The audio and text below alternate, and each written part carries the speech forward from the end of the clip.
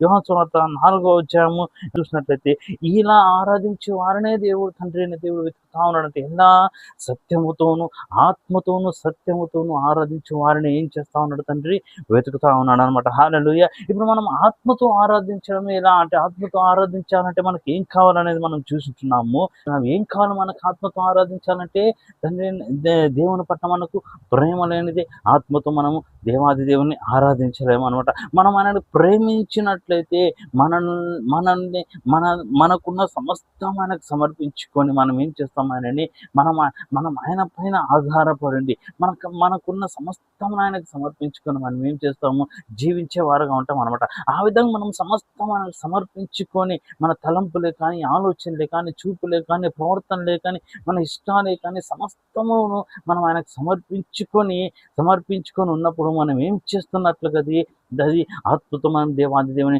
ఆరాధన చేస్తున్నట్లుగా అనమాట. మన నిర్ణయాలే కానీ, మన ఆలోచనలే కానీ, మనం వేసే ప్రతి అడుగే కానీ దేవాది దేవుడి సన్నిధానంలో మనము ఆయన చిత్తానుసారంగా ఆయన చిత్త ప్రకారం మనం వేస్తున్నట్లయితే అది ఏమవుతుందంటే అది ఆత్మతో ఆరాధన అనబడుతుంది అనమాట. హల్లెలూయా. హల్లెలూయా.